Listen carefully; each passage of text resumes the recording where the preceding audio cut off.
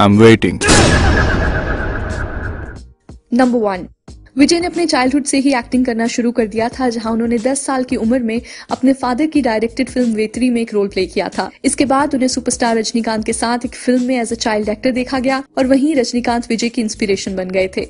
विजय ने कई बार इंटरव्यूज में खुद कहा है कि अगर रजनीकांत नहीं होते तो मैं कभी एक्टर बनने का सोचता ही नहीं। नंबर 2।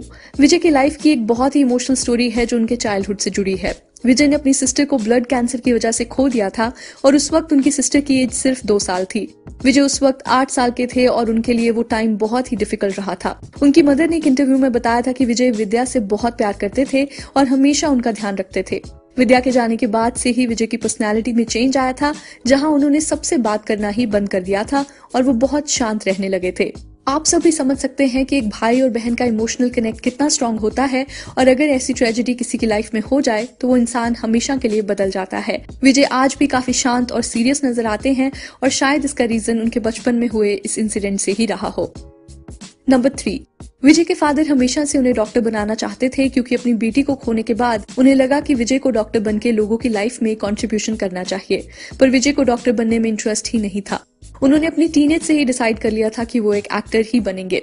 विजय ने ये बात जब अपने फादर को बताई तो वो थोड़ा गुस्सा हुए और ऐसे ही विजय को कह दिया कि अगर तुम्हें एक्टर बनना है तो चलो एक्टिंग करके दिखाओ। विजय ने फिर रजनीकांत की फिल्म का एक मोनोलॉग सीन एक्ट करके दिखाया, जिससे उनके फादर काफी इंप्रेस हुए।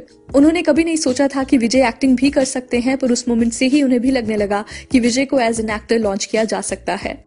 नंबर 4।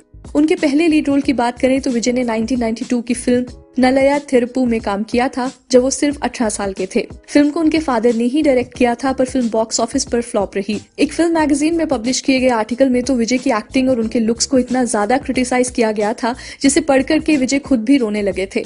विजय उस वक्त 18 साल के थे और उन्हें बिल्कुल भी समझ नहीं आ रहा था कि लोग उन्हें इतना क्यों क्रिटिसाइज कर रहे हैं। इसके बाद भी विजय की कई फिल्म्स फ्लॉप रही, पर धीरे धीरे उनकी फिल्म्स को अच्छा रिस्पांस मिलने लगा और उन्हें एक रोमांटिक हीरो की तरह देखा जाने लगा।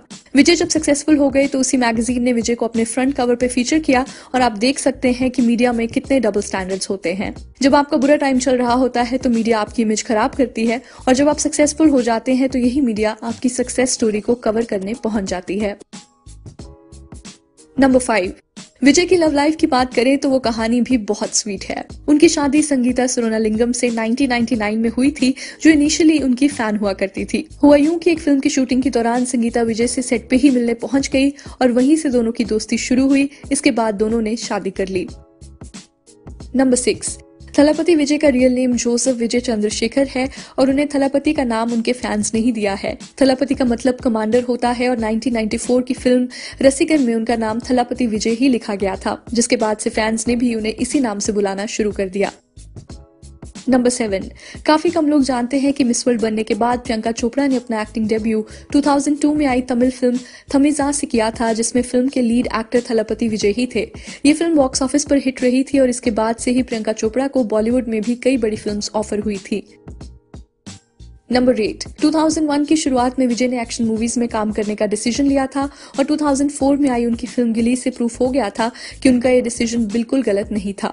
गिली तमिल सिनेमा की उस वक्त की सबसे बड़ी हिट रही थी, जहां फिल्म ने 50 करोड़ का बिजनेस किया था।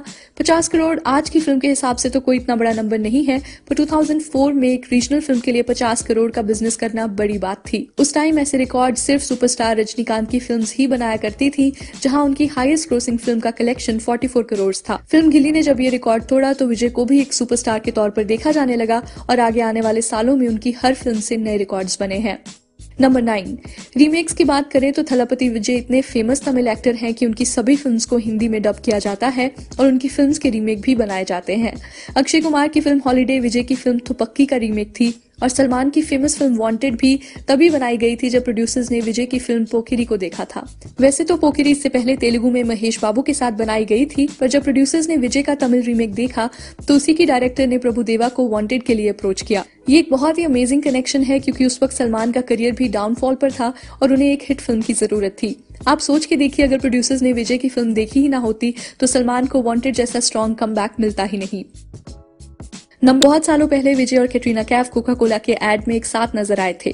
ये एड उन दिनों बहुत पॉपुलर हुआ करता था, पर पिछले साल दोबारा इस एड को लोगों ने देखना शुरू किया, जिसके पीछे एक बहुत ही इंटरेस्टिंग स्टोरी है। एक इंटरव्यू के दौरान कैटरीना कैफ ने बताया कि इस एड को शूट करते हुए उन्हें विजय की हम्बल नेचर का पता चला। हुआ यूं कि शूटिंग खत्म हो चुकी थी और हर कोई पैकअप कर रहा था। वहीं विजय कैटरीना को बाय बोलने आए, पर कैटरीना उस वक्त अपने फोन पर बिजी थी। फिर जब कैटरीना को रियलाइज हुआ कि विजय इतनी देर से उन्हें सिर्फ बाय बोलने के लिए खड़े हैं, तो इस जेस्चर से कैटरीना बहुत इंप्रेस हुई थी।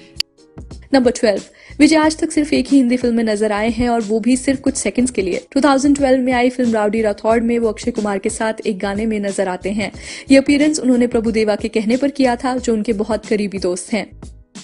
नंबर 13। फिल्म गोलमाल अगेन में भी आपको विजय की एक छोटी सी झलक नजर आती है, जहां एक फाइट सीक्वेंस से पहले विजय की फोटो को दिखाया गया है। इस सीन के थ्रू रोहित शेट्टी ने विजय को एक तरह से ट्रिब्यूट दिया है, जहां उन्हीं की फिल्म के बैकग्राउंड म्यूजिक पर अजय देवगन एक्शन करते नजर आते हैं।